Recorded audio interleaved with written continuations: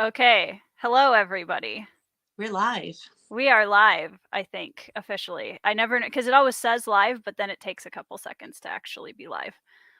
I'm attempting to wear glasses while looking at a computer screen, which, as you can see, is going fabulously because I'm trying to twin with Madison, and she did the hard work of bringing a beanie to this discussion, and I thought I could contribute, and it looks like I may not be able to contribute my half of this twinning Well, operation. it is just a struggle. Like at this point, I think the viewers I have would riot if I switched to contact lenses or something. Because Mm, anytime because I can film a video without glasses. Like I can read from my yeah. clipboard, or like most of the time I'm not reading anyway. So I could totally do that to reduce the glare. It's like seems like a good idea. But every time I've tried posting a video with no glasses, like half the comments are people like, "Where are your glasses?" You have Like you changed something. Yeah, you've changed something. You look weird. Where are your glasses? And so I'm like, I think it Ugh. just kind of like it's my thing now, and I'm like locked in with the glasses. But yeah, the ring lights and the computer screen, they really are distracting. So Yeah, well, anyway, I get that because I get yelled at when I don't wear a beanie on my videos now. Everybody's hmm like, "Oh my gosh, like half of your head is missing. Where is your beanie?" I'm like, "I do well, have hair and, like, stuff, guys." Like, it is I do like have sometimes I to like to like do other looks. breathe. Um, so the beanie, first of all, my head is really hot. I'm hoping I get used to it because now there's no taking it off. Like I've smashed my hair, it's over. But I do love the fact that it's hiding the fact that I have a giant forehead and I don't have to get bangs. You and Wizard, honestly, you guys and your forehead. Well, I when I edit my videos, I'm just sitting there the whole time like forehead, forehead, forehead, forehead, forehead. But I'm not getting bangs, so what are you gonna do? Wear a beanie. You're a genius. Meanwhile, everyone else is just staring at your beautiful purple blue hair. You're so right. The funniest thing is Like, the things we get hung up on about like our appearance or like whatever, usually are not the things that other people even notice, much less care about. So right. I Yep. should embrace my forehead. Yeah, I literally the only thing I ever do anymore is put on mascara because I have very, very light eyelashes, and so if I don't put mascara on screen, it looks like I don't have Right. any. It's like stage makeup. No, I get my mom is like full on like orange red hair, fair skin, freckles, green eyes, like you're full on like Rich Nordic. stereotypical. And if she's like, if I do not, and she is true, she doesn't put on some mascara, and I've taught her to do a little bit on her brows. Like she looks like Voldemort. Like her whole face is just like a slate. Again, not in person, but in any type of picture or Oh, anything. yeah. I'm just like, whoa, where are your Screens eyes? screens are mean to people with very Yes, light, like, skin and hair, it typically. is true. It, It's like true. it took my webcam a while because when I put everything back here, I had white shelves and a white wall, and I'm very, like, very white, and so my poor camera is like Give me something to what focus on, yeah, anything. so that's I mean, the beanies are helping with that, I It guess. helps your camera focus. Right? Hi, Kay. Hey Alan guys, yeah, I'm is scrolling through and seeing who else here. being productive. Hey, Caesar. Okay, Alan, what do you call beanies? Because this is a beanie. I don't know what you guys call it, but it's wrong, It's a whatever it beanie, is. yeah. It's a beanie. And I am the beanie queen, so I would know. Aaron, hello. Yeah. You What call would you them call? toboggans? I thought a toboggan was something you rode on, like a Yeah, it's a sled. sled. I'm What? like, I don't know a lot about snow things, but I'm I pretty do. sure. Yeah, I'm like, yeah, you do. Yeah, I live in an igloo, actually. Um, Okay. Ice house. Yeah, I have a fishing like circle in the middle of my bedroom. That's exactly what I envisioned. So Oh yeah, I'm glad we're on the same wavelength there. Minnesotan. It's like people probably think, I don't know, what do people think about Missouri who don't live in Missouri? Nothing. Probably you probably think nothing about Missouri. Well, I actually grew up when I was growing up. My best friend at the time was from St. Louis, and so I've Okay. actually been to Missouri quite a few times growing up. And what I remember of it was the humidity that you guys have is like bonkers. It's I can't survive in Missouri. what's nuts is like it's not only bonkers, but it's very unexpected. Like people come like to our state who have never been here before, Yep. and they're just like, I wasn't expecting it. And I don't even know where it really comes from because I've been to plenty of coastal cities that have tons of humidity, you know, like Houston and like down in the swamps in Florida. And it's just a different type of humidity because at Yeah. least you're getting some breeze. You guys are, it's just thick, It's just hot, like it's like a humid. landlocked muggy, like thick air. I don't like it. I don't even know Yeah. why I live here. Well, anytime you want to be a little cooler, you're welcome to I don't, you see. Yeah, the other thing I remember about Missouri was the horse flies. Yep. Those things are Yep. nasty. They're nasty and they hurt. And we live in the country, and my kids don't even like to play in the sprinkler because it's like horse flies will just attack them. Yeah. It's Yeah. it's pretty terrible here, honestly. Yeah, like maybe Minnesota's not so bad. Maybe it's not so bad in Minnesota. Let's see. Hey Sarah, how's it going? I did some good recruiting, didn't I? Yeah, you did. Yeah, you did. It wasn't even totally intentional. I was just like, hey, and I was like, well, I can't stay. I'm leaving. And then Alan gave us a great shout out. So thanks, Alan. Thanks, Alan. Hi, Thanks, Bo. Alan. Hey, Anitha. Yeah, I wondered about that. Congratulations, by the way, team captain, who successfully had her victory on the Readathon.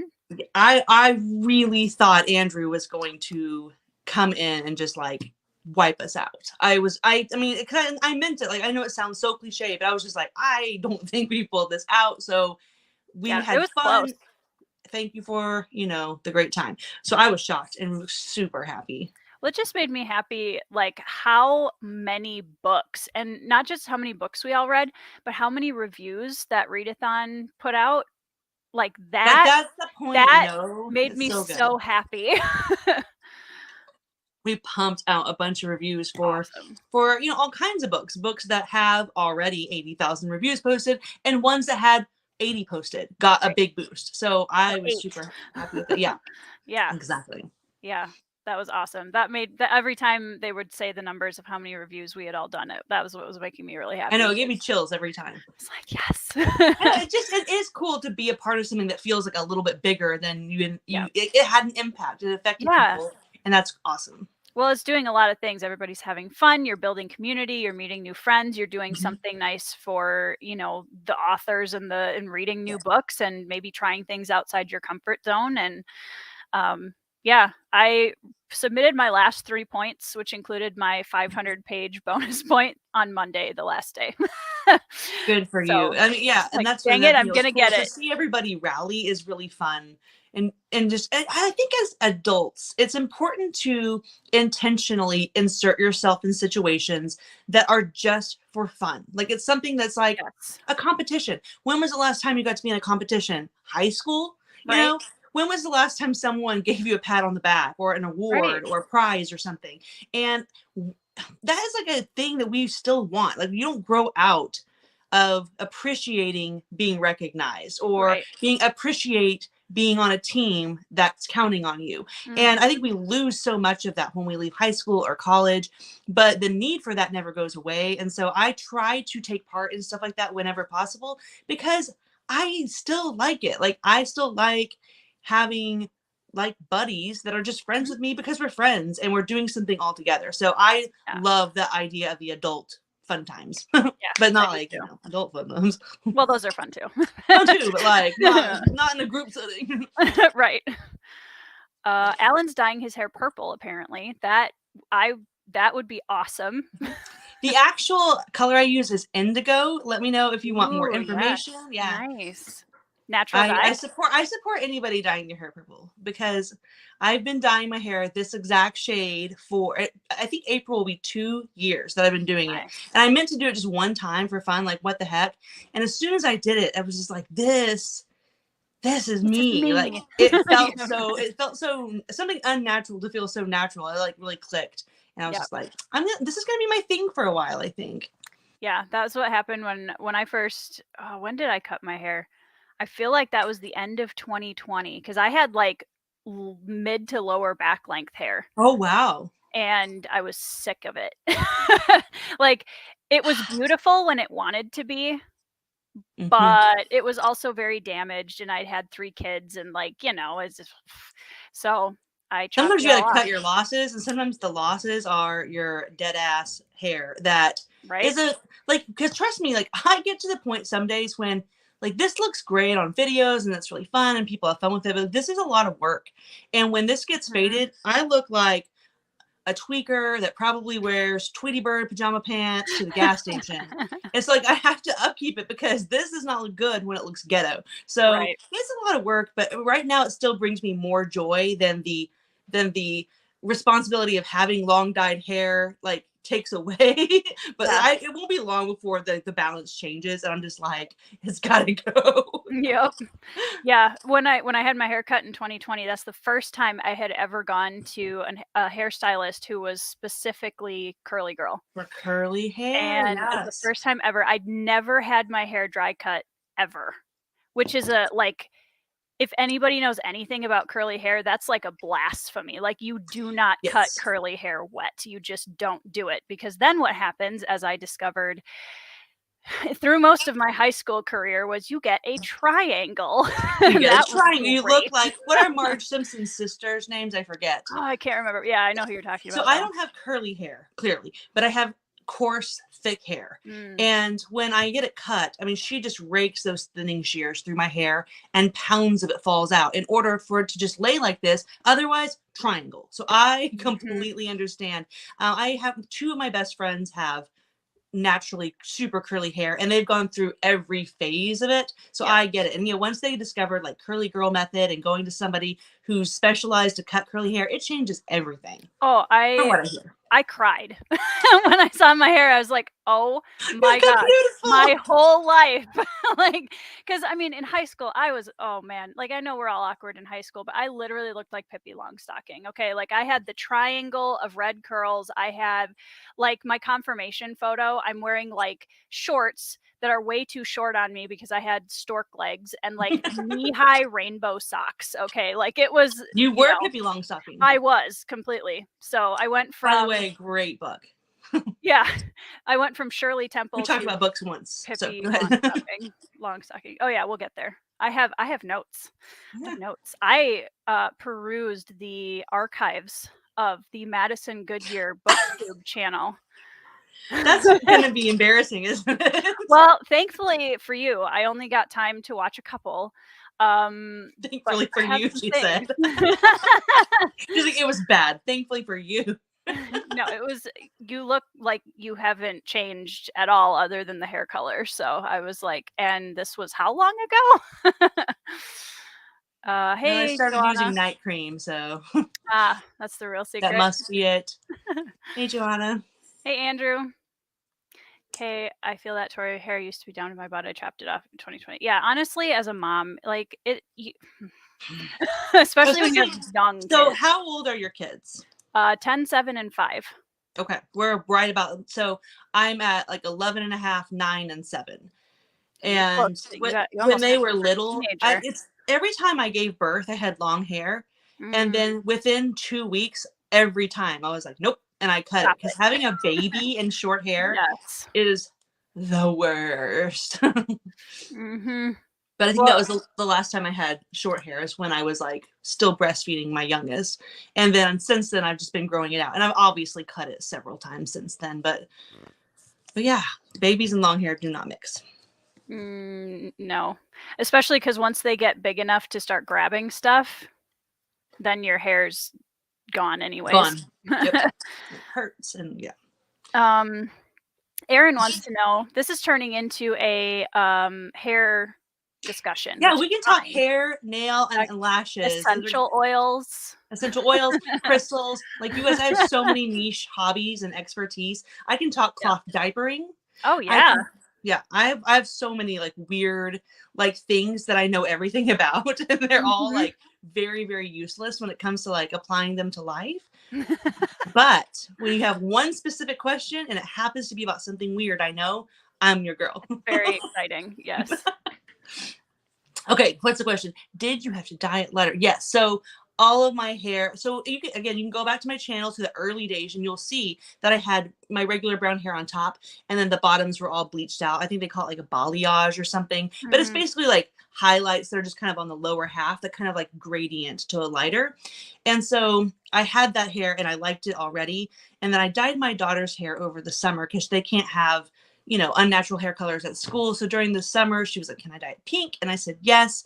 And then I had a leftover in the tube. And so just for fun, I because it was temporary. I was like, let me see what this looks like. And I really, really liked the way it looked.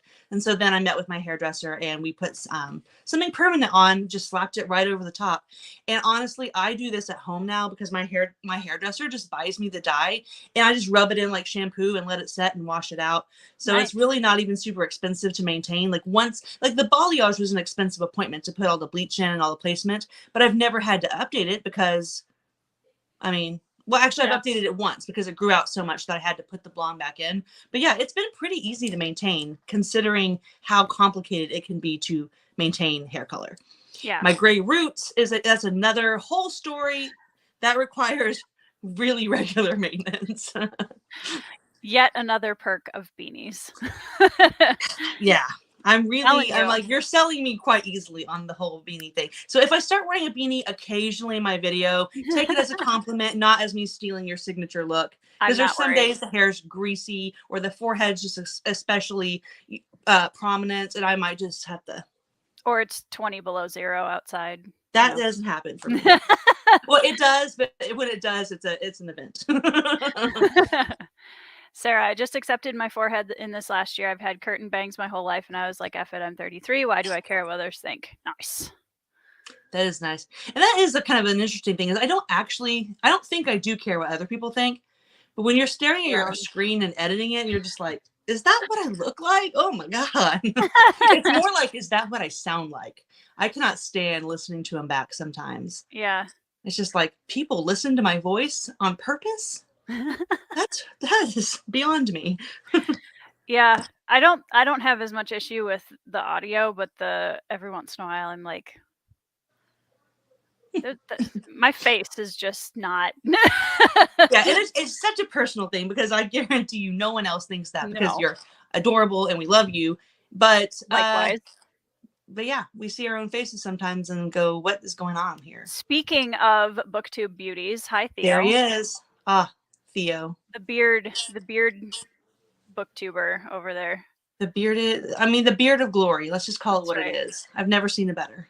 There's so many, speaking of beards, there are so many beards on BookTube. I'm a fan of beards, Tori. Same. My husband has one and I like beards. Cool. My husband can't really grow a beard. Like he can grow it all. Like if he wanted to have a chin strap beard, he could, but like we're not about that life. Sure. And he could grow a really nice goatee. Okay. That's not the vibe either. So It's the cheeks. You can't fill it in on the cheeks. So we go no beard here. That's gotcha. Okay. That's okay. I can look at Theo's beard. I can look at Mike's scruff. I got a lot of really nice beards that I can look at. Appreciate. Yeah. Mm-hmm. Appreciate. I'm trying to catch up with this conversation in the. I know. I always forget about it sometimes. Please do, Alan. Alan's taking tips for his brand shift to a beauty tube channel. I would pay to see that. So I did a glasses unboxing video. It was just really random. I went live on YouTube and I was like, hey, I got all these glasses and I'm just gonna make a quick video. And the glasses company contacted me and they said if I would do another unboxing video, they would send me 5 free pair of glasses. And that was before Christmas. And so I forgot about it like almost completely. So I'm going to message her back and be like, hey, do you still want to send me free glasses? Sorry.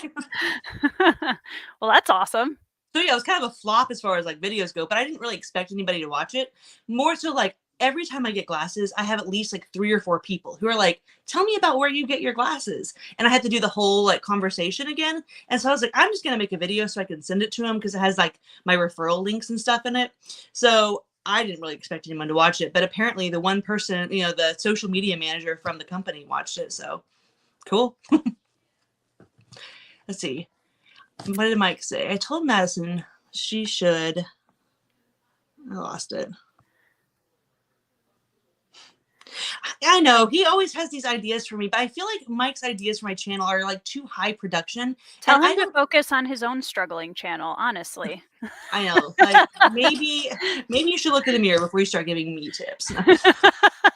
You know, you have your own growth to focus on. Right. No, he has these ideas that are genuinely like really good ideas. Yeah. But I'm just, I feel like they're too high production. And considering Mhm. I really struggle with editing and all that, like the It's a lot of backside of work. it, Yeah. it's a lot of work. And I don't know, when it comes to anything technical, anything on the computer, really, I'm a good learner and you only have to show me once. Like I absorb stuff really quickly, but I'm not really good at teaching myself stuff on the computer. And it doesn't matter if there's like YouTube videos or if someone like got online and like typed out, answers to my questions. I realize people, like there are people out there who would help me. If I reached out to one of many of my booktuber friends, I'm sure they would be like, what can I do? But I feel like I really just need someone to show me in person. And I'm a quick learner, but I'm Mhm. really not good at self-teaching that kind of stuff. Yeah. So right now I keep it super simple, and I don't know. I feel like I do you ever feel like as your channel grows, you kind of feel obligated to like make it a little better? But Oh, on one hand, yeah. like no one's asking me for that. Like no one has ever said like, why don't you have an intro song? Be Why don't better. you be better? Like no one has Yeah. ever given me any criticisms or critiques that make me think that what I'm doing isn't good enough. But as the channel grows, I'm just like, should I have like a theme song? Should I have an intro and outro card? Like I'm not doing any of that right now. Like this isn't good enough for like the amount of people that are watching, I feel like. Yeah. I don't Well, know. I think part of that is because, at least for me, BookTube is so much more about personality. Like that's how people choose their booktubers, right? Like that's how they Mhm. pick, at least from my perspective, how people choose the channels that they're watching. So I think, whereas, if you have a channel where you are showing off beauty products or you're doing, something more of that nature, then maybe there's a little bit more pressure to, Yeah. because it's not so much of a like, I mean, it is a personal hobby, I guess. You know what I'm trying to say? Yeah, I do. It's And it's a different community, I guess. well, and I think part of that is that would be like these ideas that he's pitched me and even ideas I've come up with on my own. I feel like they're good ideas if I'm wanting to like really broaden my audience, but I kind of don't. Does that make sense? Like, I would love for my channel to grow and have more subscribers, but I want it to still be you guys. Like, I don't really want Right, to bring in people who are just coming for makeup or who are just coming for right. ghost stories or crystal talk. Like, I know that's kind of selfish, but I have my circle and I kind of want to keep it a circle. Yeah. I don't really want to make it a square. Like, I don't know You how just many you're of just my growing. current viewers would stick around if I started like mixing it up too much. Yeah. You're growing organically. Like that's one of the things I know the videos I could make to Right? grow a lot faster. Hmm. I've made them.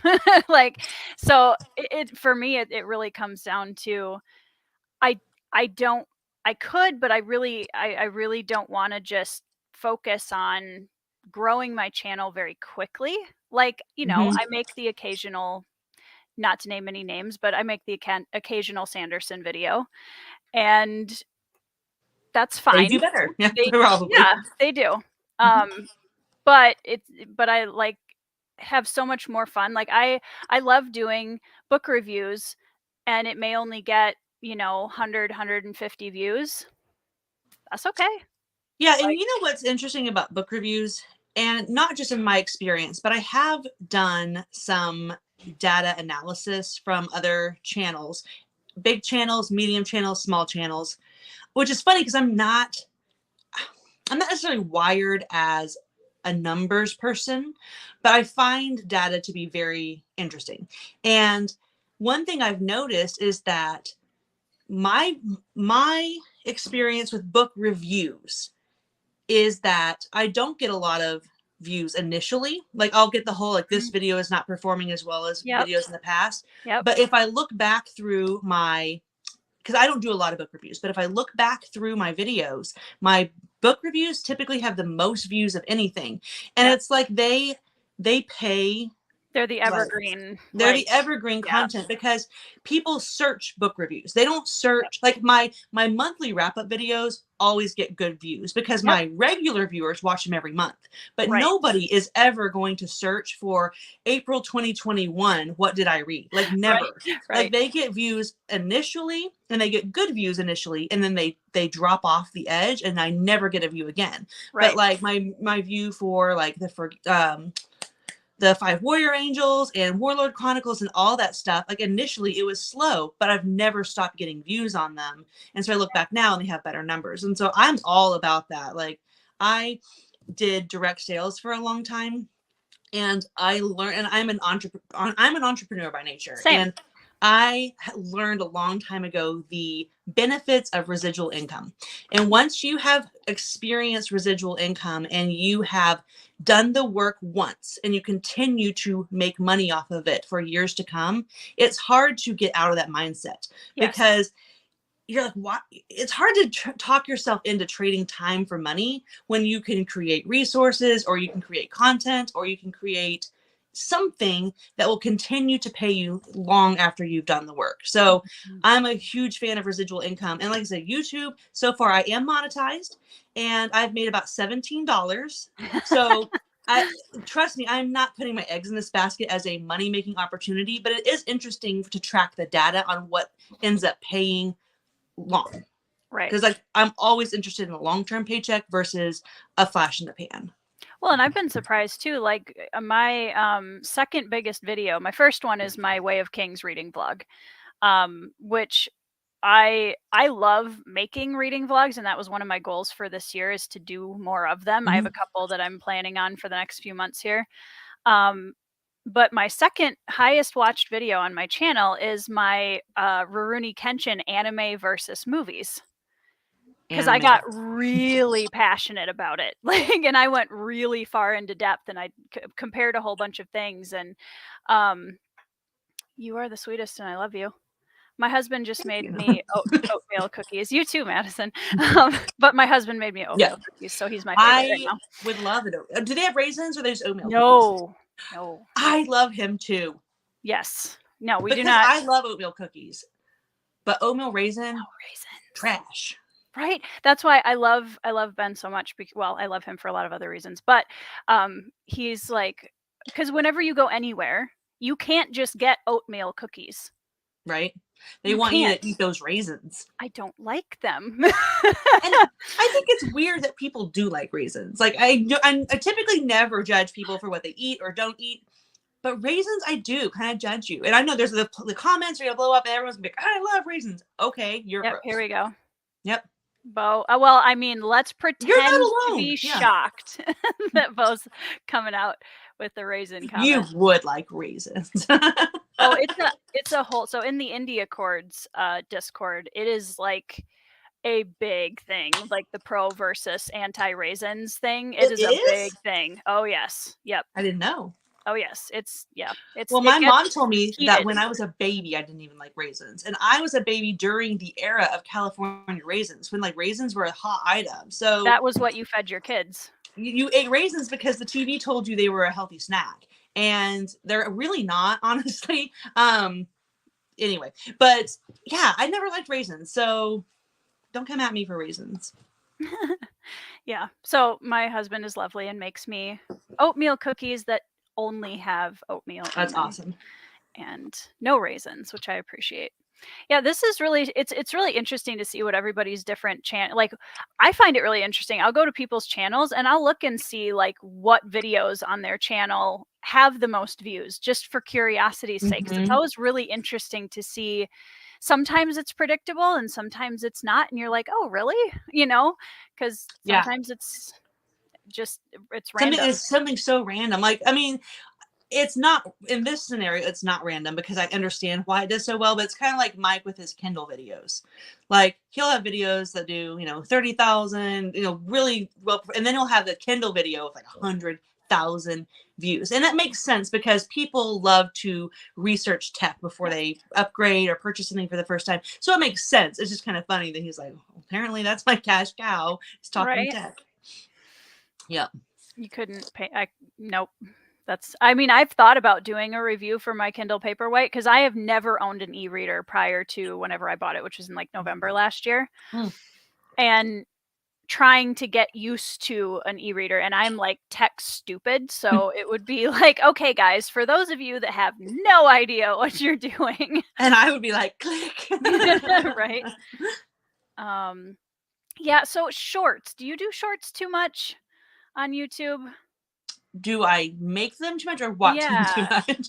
Like I don't know why, but shorts make me really nervous. Like I haven't been able to convince myself to really try them yet. I've only done 2, and they were both thank yous for book mail. And I think I'm going to start doing, I don't know, because people love book haul videos. Yes. And which I like watching them too, so I get it. Yeah. So I always it surprises me how much.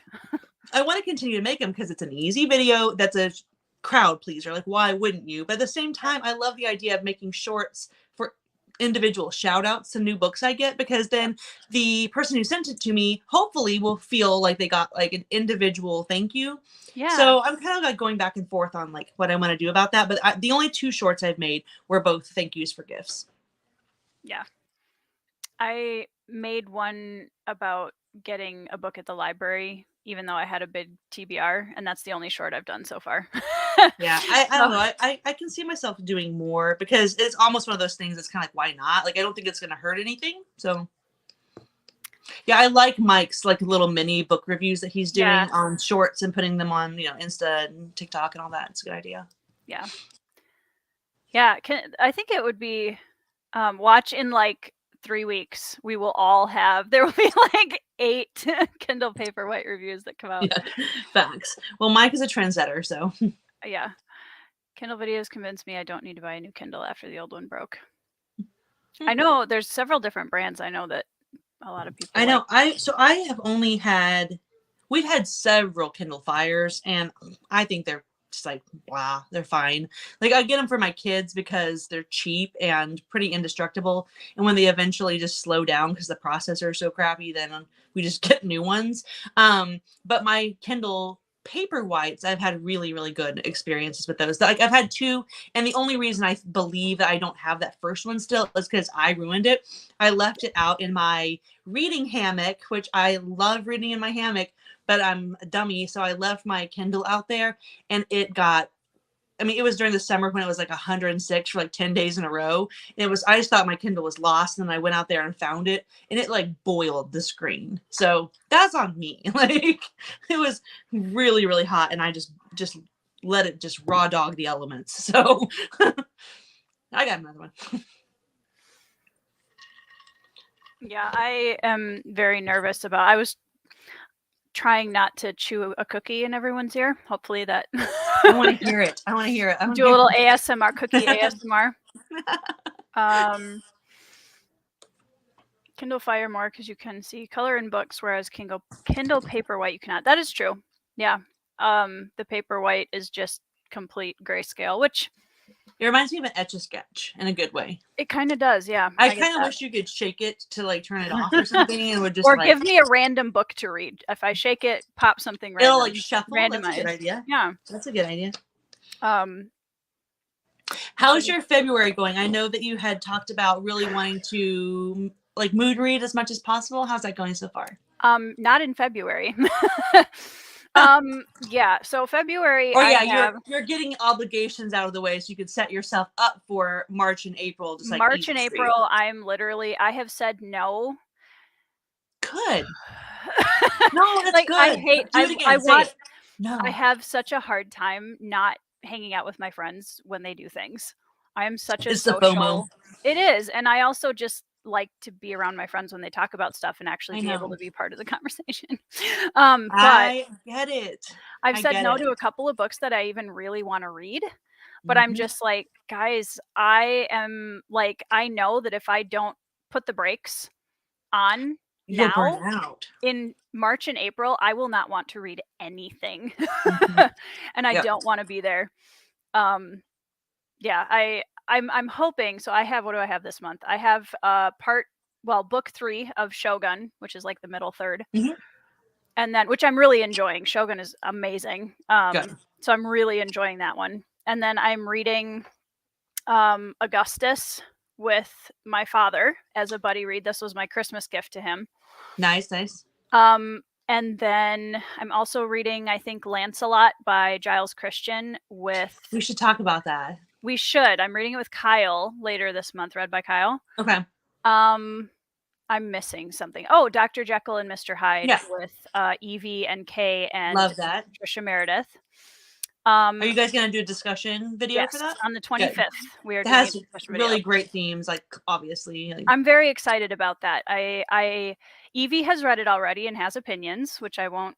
I don't know much about her opinions, only that she has them. Of course. And I don't know which way I'm going to tip on that book. I honestly am kind of curious to see where I end up on the spectrum of liking. I liked it a lot.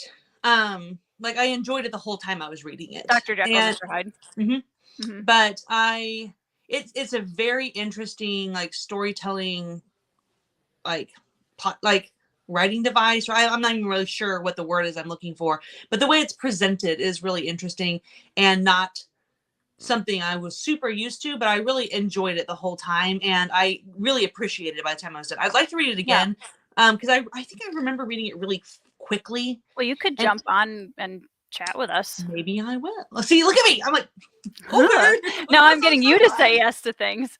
Well, and I intentionally, like, I said, I have a list of things that I'm like, these are a few books that I'm definitely going to read.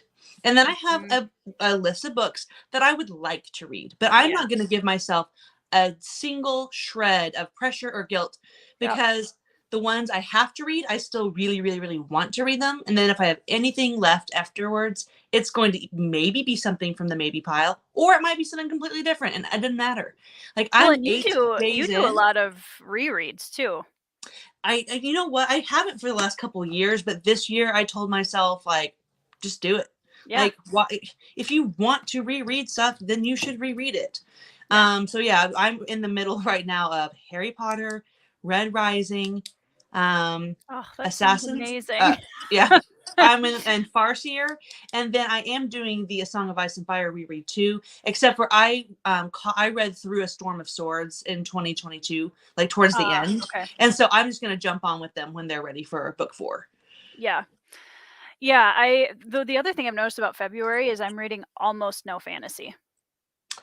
That's so fun. And like, I don't get me wrong, I love a lot of different genres, but for me, it's got to be like 75% fantasy, and then the other 25 is like stuff that I put in there to kind of break it up and give myself a little bit of a change of pace.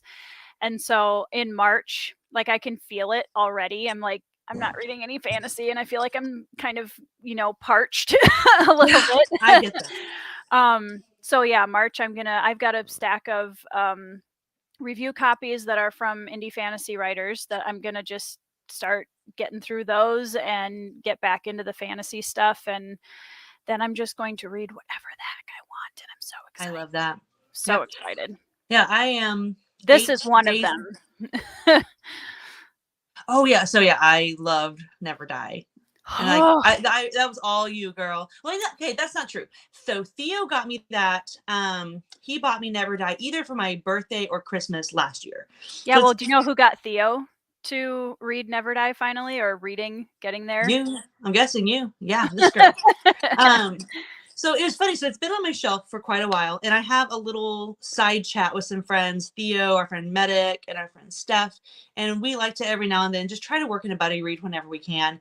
And it's like we always have good intentions, like constantly planning these buddy reads, and then we're also busy, and it usually doesn't happen, but it's okay because like we just get each other and we understand our lives, and we're just there to like have fun and talk to each other. We've done a couple of read-alongs together, and that was when we always intended on reading together. And I'm not sure if Steph read it, if I'm being honest, but the rest of us got it done last month.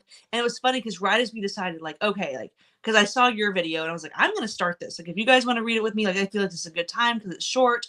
And then, like, right as we had said, like, okay, we're going to read this, then Mike read it, which is like awesome. But I'm like, now everyone's gonna think I'm copying Mike. Like I'm always copying Mike. It literally was just a coincidence. I was like, oh, I'm starting that in like 2 days. So he loved it. I loved it. So I mean, that's all that matters. Yeah. Yeah. Well, and it's nice too when, like, I know when we had our first Shogun discussion last week, I don't know, whenever that was, Yeah. Alan was just like a kid in a candy store because people were reading Shogun with him. Like, and I love that. it's such a cool, like, when you get a group of people that start reading books that you Something really you love. Yeah. Like, one of my favorite things to see is when I'm on Twitter and I see somebody with a picture of Red Rising and they're reading it for the first time, and I'm just like, Yes. oh, I hope you don't hate it. So I didn't realize that you hadn't read the books 4 and 5 yet either. I haven't either. So No. I love the first trilogy. Like Morning Star is my favorite, and I don't know if I'm the odd one out there because Golden Sun is so good. But I just reread Red Rising, and then I reread Golden Sun. I finished it yesterday. Nice. And it's one of those things that's like I can clearly remember Golden Sun. Like I remember everything that happens in it. But when it happened the second time, I was still like, maybe it won't happen this time. Like every like shock, every betrayal, every like moment that like was jaw dropping. It still hits. It still hits. I mean, that book is metal. That book is so good. Okay. Let's talk Red Rising because I'm gonna be doing some videos on Red Rising in the near future because I have some things to say. Good. But Andrew, my Sharingan is copying whatever you are doing right now, so I will be able to copy your technique shortly. So I have read the first book of Red Rising. I've read all 3 of them 3 times. The first book I've read 5 times now. And it's really interesting because I like a lot of people will say, oh yeah, I love the trilogy. You hear this a lot. I love the trilogy. I love book 2 and 3. Book 1 I had to kind of get through, but then book 2 and 3. I don't, and I I'm never ever going to tell people how they should feel about books because I think that's ridiculous, or be mad at people for not, even people that are like, I hate Red Rising, it's awful, it's just the Hunger Games, which is a video I'm gonna do. I'm like, but like, what Hunger Games did you watch? Right. All right.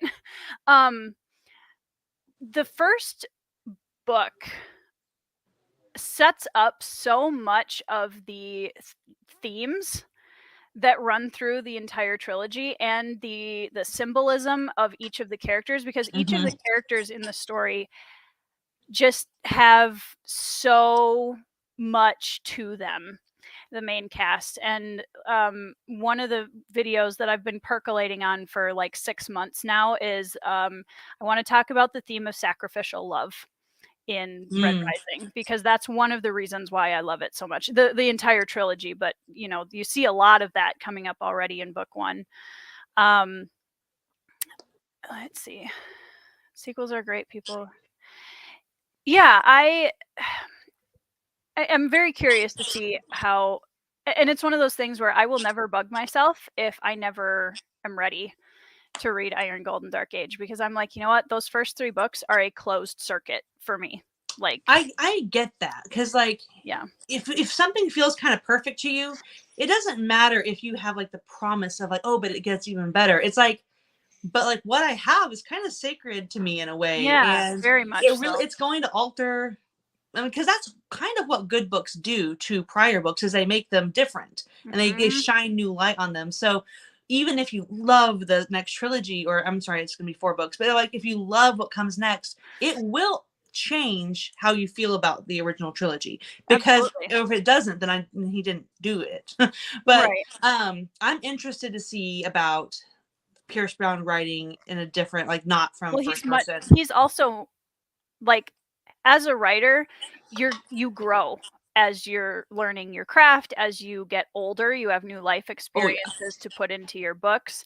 I mean, 10 years ago, I started the series that I'm now writing the prequel for, and I left it for 10 years. I have never, there's like 100,000 word first draft of the first book of that series that's been sitting collecting dust for 10 years. And now I'm working on the prequel series. And looking back now, I was not ready. I was not ready for that series. I knew the idea was I there. get that. I'm Like, so excited about it. sometimes I wonder, like, I have like favorite authors that I think back about their.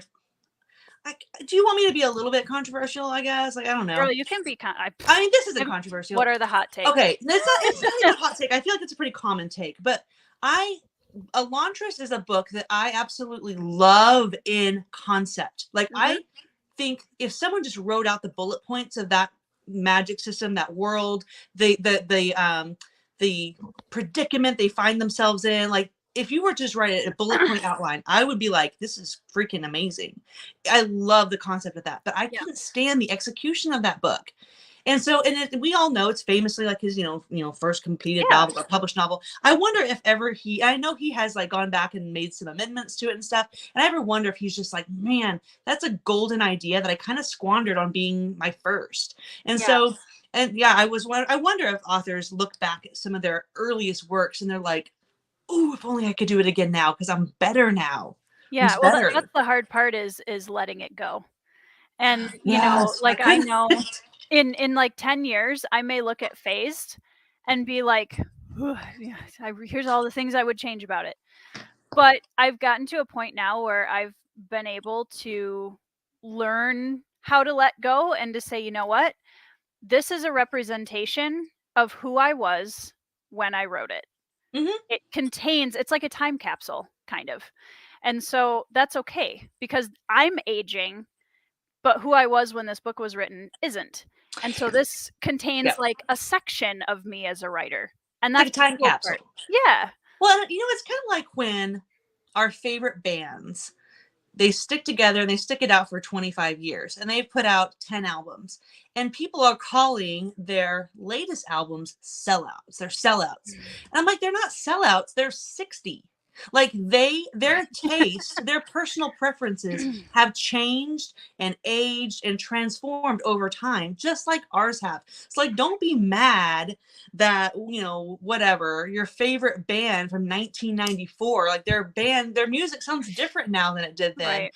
And you don't have to like it, but don't go calling them sellouts. They're just try something new. Like, they're creative, they're artists, they're trying new stuff. And it's fair if you don't like it, but you don't need to call them names because they're old now and they got better in ways. Be nice. They care less about being hardcore or whatever. So I don't like that when people equate growth or changing your mind, changing your preferences to selling out or not as good, because I'm like, I don't know. They're people too, and they want to try new stuff. Well, and even if I look back at when I started BookTube, and my tastes in fantasy when I started BookTube have changed. Oh yeah. As I've read more widely and I've tried more things and I'm starting to understand what my taste actually is and what I really love to read. Because at first I was just like, it's fantasy, I love it, That has been so fun for me, that like preference, self-discovery. Yeah. In fact, I had someone comment today on a video that I put out, one of my first videos, and it was called I don't remember what it's called, but basically the gist is, if you're brand new to fantasy, you want to start reading fantasy, where 3 recommendations of where to start. And first of all, I'm like, good for me for making a video that had only 3 recommendations. And I watched it again. I'm like, it's actually a good video because it's not overcomplicated. It's like, if you want this, here's 1 recommendation. If you want this, here's 1 recommendation. And if you're ready for this, here's the 3rd recommendation. And I watched it and part of me cringed because I'm like, I'm not sure that's what I would recommend now, but I still stand by all my recommendations. They're still good recommendations. My preferences have just changed slightly. So I may remake the video at some point, but it's still a good video because I still stand by those recommendations. Yeah. So speaking of that, let's talk a little bit about like what makes the perfect book for Madison Goodyear. When you read a book and it's going to just be 5 stars and you're going to think about it for ages, what does it have in it? So I need almost 0 plot. Just putting that out there. Yeah, like obviously a good plot is going to be like a draw. I love a good story. I love mystery, plot twist. Like, that is all. obviously it adds to the experience. But as far as needs go, I don't need a plot heavy book. I really, really don't. For me, it's always been character first. Character and dialogue. And those two things to me really go hand in hand, because I can't connect to characters or buy it or believe it or get emotionally invested if I'm like, I'm sorry, but people don't talk like that.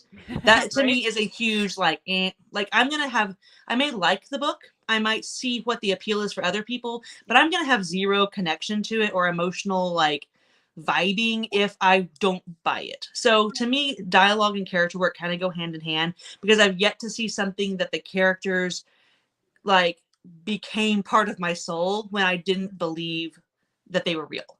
Right. So to me, and dialogue is the biggest giveaway to me. So character work and dialogue is probably number one. But after that, prose is mattering to me more than I thought it did. For the longest time, I was just like, I don't even care. I don't even care. But I'm finding that the things that really hold my attention and really stick with me, because I'm really bad at, I remember how a book made me feel, but I'm bad at remembering what it was about, who was in it, what they did. Yep. Unless I don't know, when something has a really, really impactful way that it was written, and it doesn't always need to be purple prose. That's not what I mean. But I mean something that is, and I think it's probably because I do so much audiobooking, it needs to sound good to me. And certain authors who are like wildly talented and do a really, really good job of telling a story, if it's more utilitarian in prose, it's not going to sink in and just like really permeate the way something that's just beautifully written does.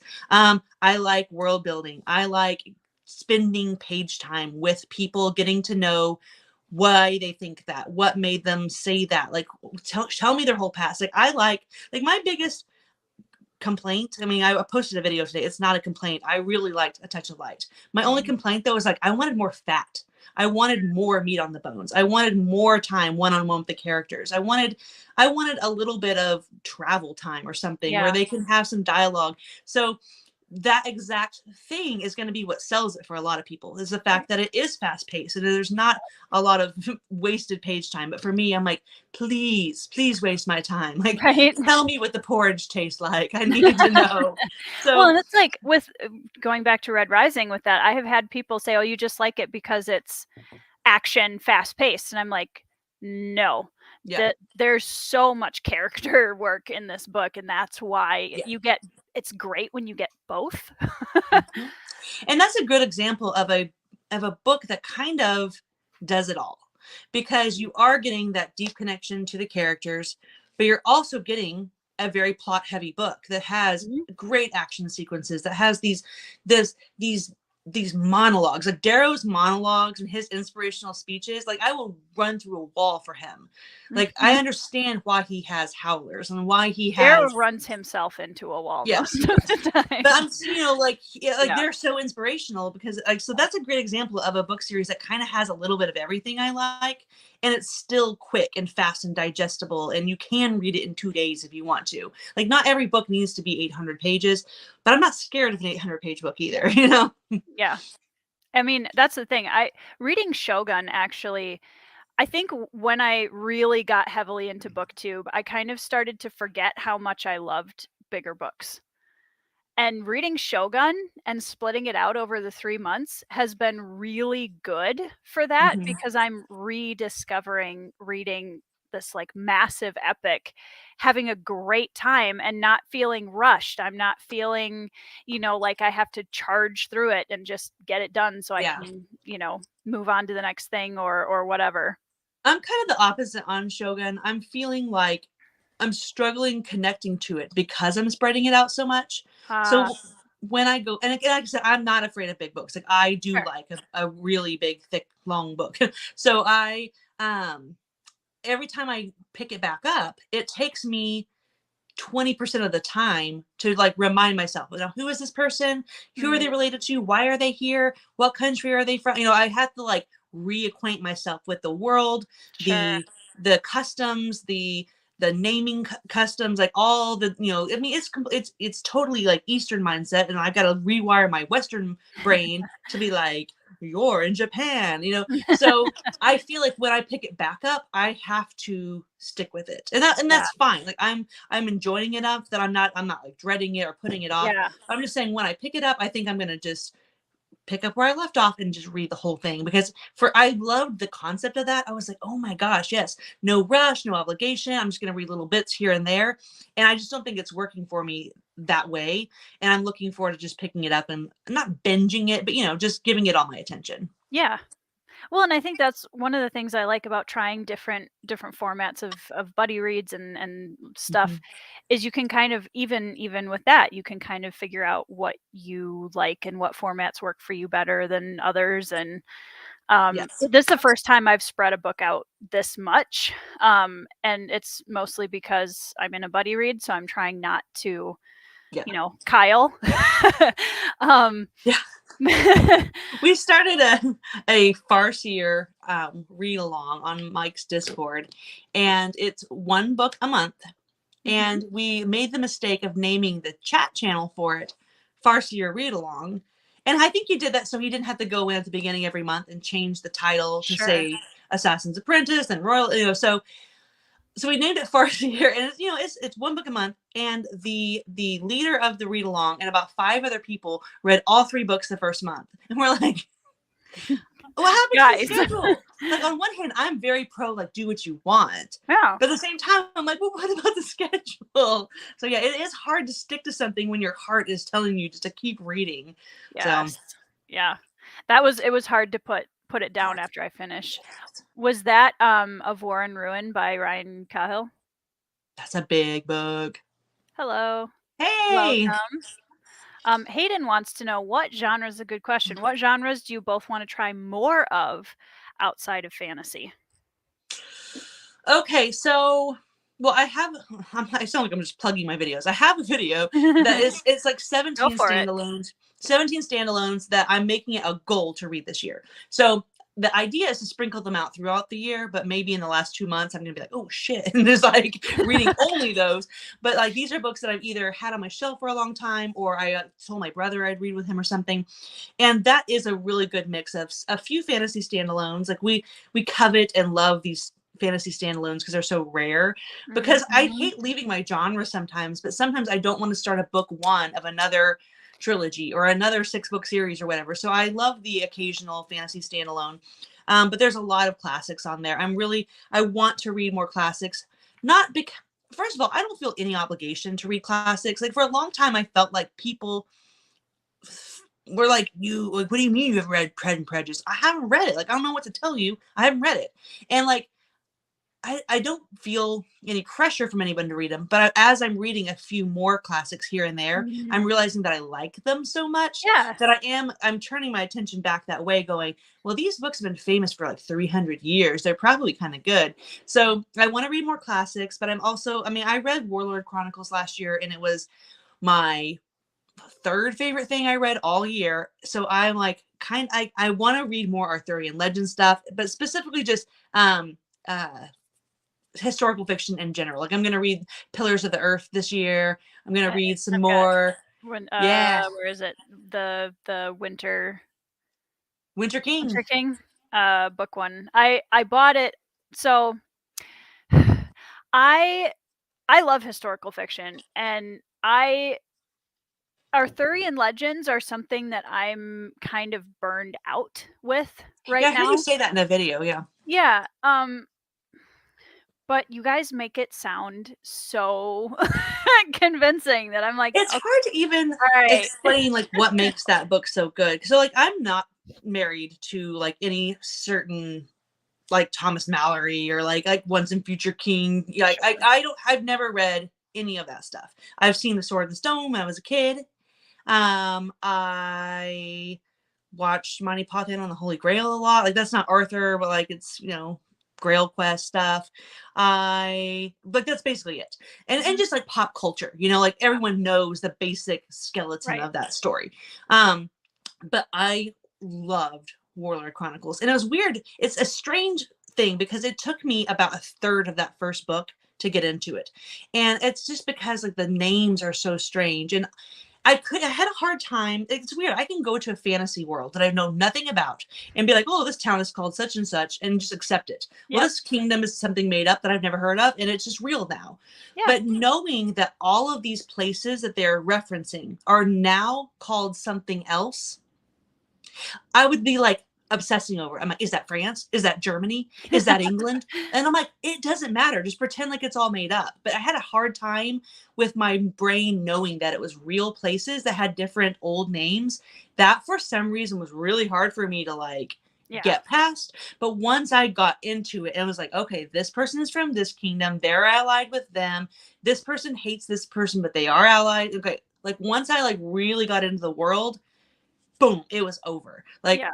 I freaking loved the second half of, I mean, again, I think if I went back, I wouldn't have any issues with The Winter King. I think it was good, but it took a little while to get going because you're expecting Merlin, you're expecting Arthur, and those people don't show up until halfway through the book. Sure. So it just took a little bit of like adjusting my expectations and then like getting out of like, stop Googling stuff on the map. It doesn't matter. It literally doesn't matter. And then once I got into it and got fully immersed, oh my God, I loved those books. So I think that's why I'm kind of zeroed in on Arthur stuff right now, is I'm chasing that high of the Warlord Chronicles. And I think that's why I was disappointed in Lancelot, which isn't fair to Giles Christian, because I think it was a very good book.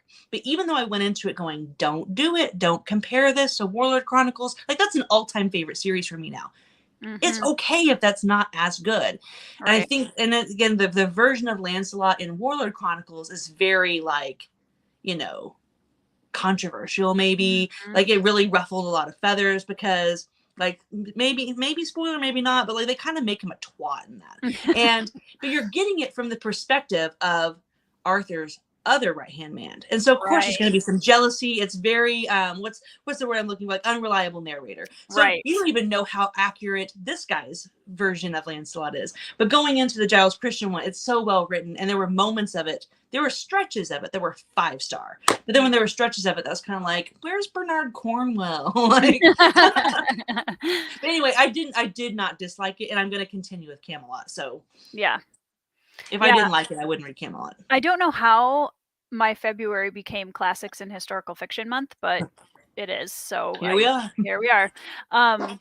Yeah, I had read Wolf of Wessex at the beginning of the year as kind of my first book of my first read of 2023, and that was really fun. It was like all I needed to sell it was it's a murder mystery in like 800 AD British Isles, and I'm like, okay, sold, done. Yeah. Very good, really liked it. Nice. Yeah, historical fiction is something that I want to get into more of this year, and I'm specifically getting some like Asian historical fiction. Like I'm trying to kind of do more of a global view this year, because I just find culture and stuff so fascinating. And so like I've gotten a Japanese classic called The Tale of Genji, and that was way more of a chunker than I thought it was going to be. Surprise, you're like that big. And then I also got it was on Pango Books, actually. Somebody had, it's like a $30 book, and somebody had it on there for $15. I was very excited about it. What's Pango Books? Stop. Pango Books is basically Mercari for book people. Writing it down. I'll send you my I just discovered it in the last like 3 weeks. And I've bought I think 3 books off of there now. But I got these, let's see. Reaper's Gale and Toll the Hounds. So I got these 3 trade paperback, $5 each. Memories of Ice trade paperback for $5. Wow. So when I was buying my Malazan books, I tried so hard to get trade paperbacks. Like I went the extra mile. I searched, and it was a pitiful looking collection. I ended up doing all mass market paperbacks. Yeah, I'm gonna hopefully at some point in my life own the hardcover set. But for now, I'm just like, okay, I have 3 hardcovers, the rest are trade, and I'm only missing Bone Hunters and Dust of Dreams. Okay. Well, I need to get your number so I can text you, because I do a lot of used book shopping, and that Oh, way if I please. see them in the wild, I can text Yeah. you guys. Which ones do you need? Yeah, that would be amazing, because I'm getting close, and I mean, at this point, I should just move Neil Gaiman, because this is gonna end up as a Malazan shelf as soon as Yeah. I get the last 2 books. Yeah, you have to have. I have these cubes, and they're the worst. Well, But I feel because like I'm in too deep now. everything, like, nothing ever fits on one cube. It always No. has to spill into the next one, and then you separate series, and Yeah. it's just a mess. So now I have 3 Joe Abercrombie cubes. I've Nice. got 4 Stephen King cubes. I've got 3 Lord of the Rings cubes. Wow.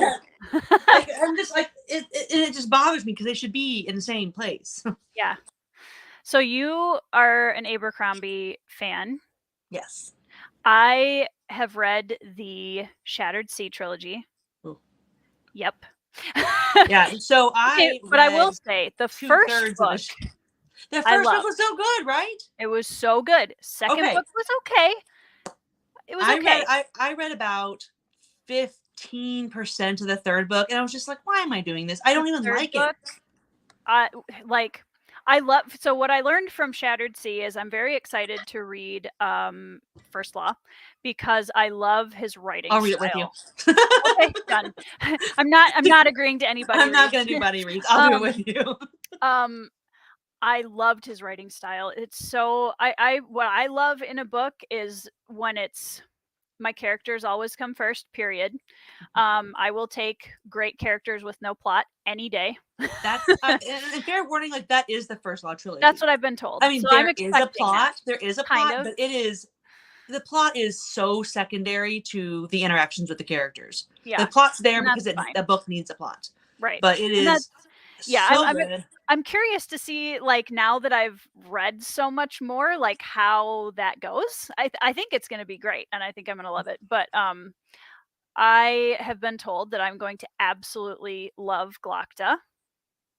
Glokta is, I mean, without a doubt, one of the most interesting characters I've ever read. Yeah. And Joe just has this incredible ability to write truly great characters. And I think so often in grimdark, people mistake this word grimdark to mean just like shitty or violent or morbid. I'm like, just that's as gratuitous as you can make it. And that is not the point, and that's not what First Law is. First Law, the way he writes these characters that on paper are bad. They're selfish. I mean, again, they're not all villains, but they're selfish. They're self-centered. They don't care who they hurt to get what they need. They're power-driven. But you find yourself just rooting for them because you have the unique perspective of being in their thoughts.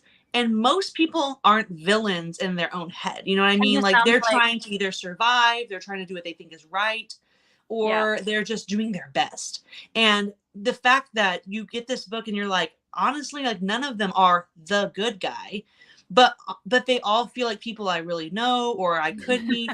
And like between Logan and Glokta, like 2 of my favorite fictional characters ever. And like in the very first chapter, I've read the first chapter of The Blade itself probably 50 times. The prologue or the first chapter? I don't know if it's it's the first chunk you get, but it's probably the prologue. Yeah. I immediately was hooked. I was just like, I don't know who this person. I mean, he's like a berserker barbarian who is grieving over having to leave a pot behind, a cook pot that he's carried with him for a long time. And I'm just like, immediately, I was just like, I'm in. Yep. And I do think that, I mean, I'm an audiobooker, and I think Stephen Pacey goes a long way for selling it. But I know plenty of people who read it eyes only and absolutely love it. So, yeah. Andy, don't read Shattered Sea. Like, I hate to tell you, I don't like to tell people not to read things, but I'm just like, don't waste your time. Like, if you live to be 100, it's always going to be there, but don't do it first, you know? Well, and the thing with book 3, because I did finish the trilogy, and book 3, I don't, how do I put this? There are certain books I read. One of my pet peeves of all time is when character motives either completely do a 180 for no reason and they become a plot device, or if it is incredibly unrealistic. You have characters that are incredibly unrealistic. An example of this that I will use from a very popular TV show, to avoid book spoilers, is in the beginning of the newer Star Wars films, when Kylo Ren and Rey are fighting each other, and somehow Rey is beating him. Yeah, this is a great example. So but many I'm like, don't issues even with get me that. started. Like, yeah, that's like But the most like in your that face. Yeah, drives me nuts. And Shattered Sea, I get very angry when that happens in books. Like, my poor husband, who is a very gentle-hearted, wonderful human being with the patience of a saint, obvious because he married me and is still around. right.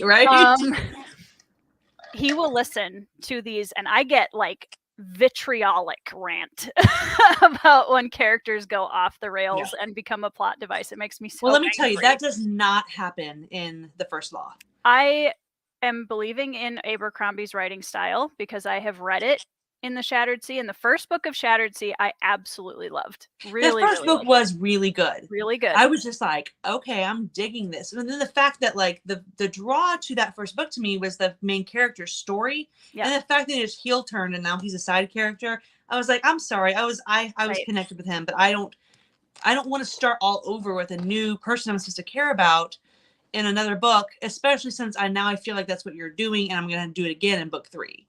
And then once we go off live, if you don't mind, I have like a comment about the ending of that trilogy that I can tell you, because I don't want to spoil it for everybody else. I did have one. We're not going to spoil it for viewers, clearly, but I did have a friend that when it ended up reading the whole thing, because a bunch of us were reading it and most of us DNF'd, and he ended up reading the whole thing. And when I was like, hey, let's go on voice chat in like 5 minutes, just kind of give me a rundown of what happened. And when he told me the ending, I was like, oh my gosh, I'm so glad I didn't read that. Like, because there were some things that happened that I'm like, immediate pet peeve. Like, there's some, like, I'm kind of, I don't know if I'm known for it, but I say it all the time that I love tropes in fantasy when they're done, when they're executed well. Absolutely. Give me all the chosen ones, the wise mentor, the quest, the animal companion, but there are a few tropes that immediately I'm just like, eh. So what are your like possible, this is like close to a DNF trope, if you come through this on a book? It's like, really hard for me to make it through love triangle. Same. Because it goes back to the main thing that matters to me is believable dialogue. Mm-hmm. And love triangles always come down to unbelievable miscommunication. Now, as a fantasy reader, there is a lot of miscommunication you just have to put up with, because some plots cannot be driven forward without miscommunication. Yes. It bothers me. I always notice it, but usually I'm just like, it's a book. Just if in Game of Thrones everyone communicated clearly, it would be a 50-page novella. Okay. So I get it. It's a story. It has to be there. But when it makes sense when it's something like when you have a bunch of very high up, power hungry political figures, then to me it makes sense that they're not just openly communicating, right? Because they have their own motives and stuff. Right. But when it's like a bunch of teenagers or adults or whatever, and it's romance, I'm like, that's not what real people do. They say, sit down, we need to talk. Like, that's what people do. And I don't know. Like, I mean, there are people that will like avoid things. So like, it depends on how it's done. Yeah, I guess. I just when I feel like it's being used to just drive, when miscommunication is being used to drive the plot, it just takes me out of it, because I'm just like, that's not what real people would do. Again, not everyone is an excellent communicator like myself, but real people still don't talk in the way that some of these love triangles and stuff get set up. So that's my clear, obvious, like number one thing that just drives me nuts. Like, even when it's done well, it bothers me. But I was thinking the other day, there's a major trope that I absolutely hate, and I'm trying to remember what it is.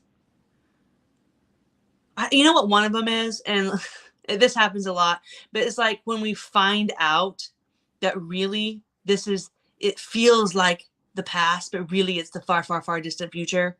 I'm over that.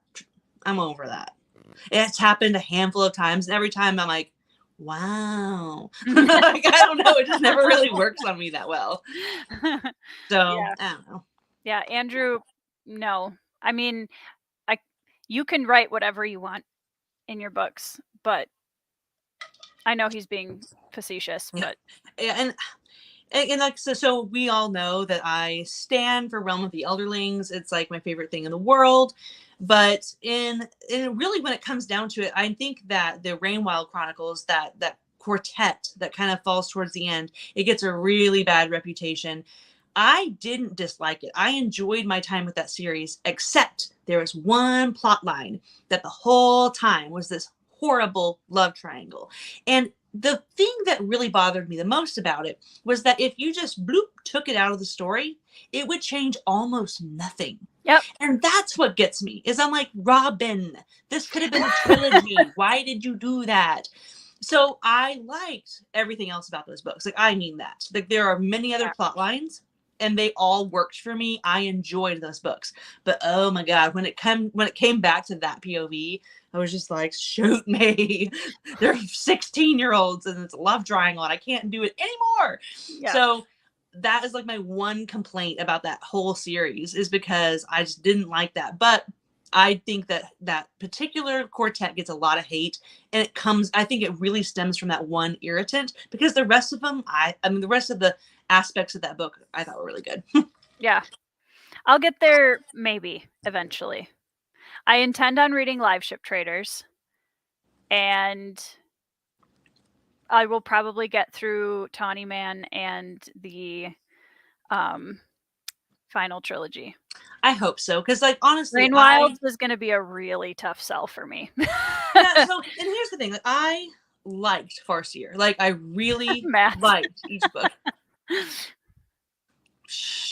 Well, again, so I liked Farseer. Like, I liked each book a lot, but I wasn't head over heels. I knew it was special and I enjoyed my time. I knew she was talented and I was emotionally invested, but it didn't necessarily knock my socks off. Live Ships is where I got totally sold. It was the series for me.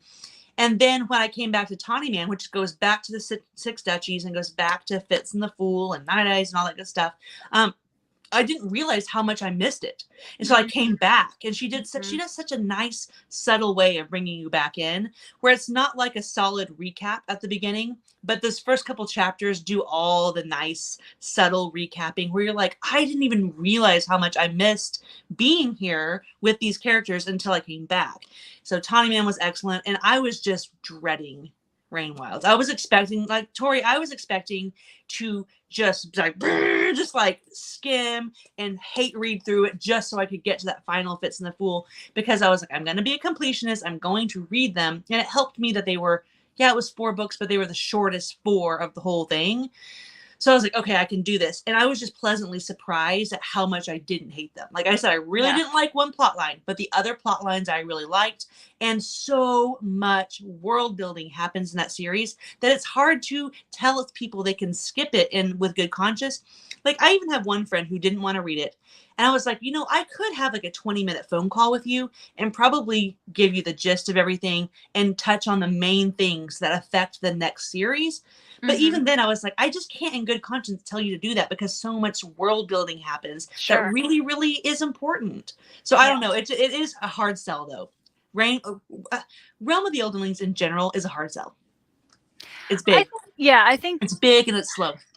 Yeah, and I think that's one of the reasons why I actually really enjoyed reading Assassin's Apprentice, and I've read the first trilogy already, and I had a really good time with it. I was very emotionally invested in the characters. And I think part of that is just because I like coming of age stories are always an easier sell for me.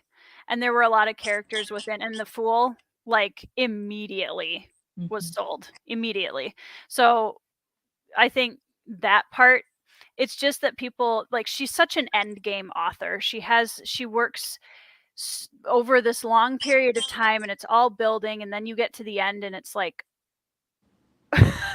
it's a huge gut punch.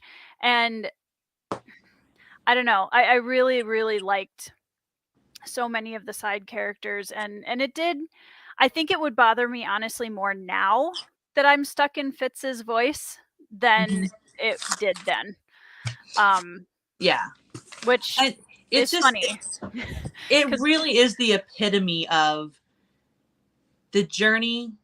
The journey is a journey. Like, it's going to have highs and lows, and it's not going to be easy for everyone. But I have never in my life read anything that had more payoff than that series. I The can see that. impact, the full circle moments, because there are parts that you kind of trudge through and you're like, is this important? Like, am I going to look back and go, no. Everything she writes is for a reason. Every little side trail that you think fizzled off, nope, it all gets tied up. It comes back around. And it does that thing that makes reading so satisfying, where you read the end book and you look back and you go, it's all better now because of this last book. Mm-hmm. And that's why I started reading them again almost immediately, is because it's not like, people say with Malazan, we're like, oh, if you read it again, then you'll get it. It's not an understanding thing. It's just a whole nother level of appreciation. Yeah. That last book elevates everything to where I went back and read Assassin's Apprentice, and every page I was just like, oh, it's all here. It's all here. It's all here. So it is the epitome of worth it, but I don't push it on people because I know it's a massive commitment and it's such a slow burn that not everybody's willing to sign up for a 16 book slow burn, and 16 big books, mind you. Yeah. So I don't like to push it, but man, when people say, okay, I'm going to do it, I'm just like, oh, you won't regret it. It's so good. Yeah. I'm going to try and get to live ships this year. You're going to love it. That's I'm guessing. Yeah. From everything I've heard, I have high anticipation of that. And I think I know 2 people personally who like vehemently were like, live ship traders did not do it for me. But I know like 70 who are just like, oh my gosh, so good. And it's that character work, it's the world building, it's the dynamic. And it just, when I saw it on paper, I said, ships that are like kind of alive and are magical and can talk. I couldn't even fathom how that could be cool. It sounds just weird. And then I read it and I was just like, oh, that is cool. It's real cool. To answer your question, Shad, I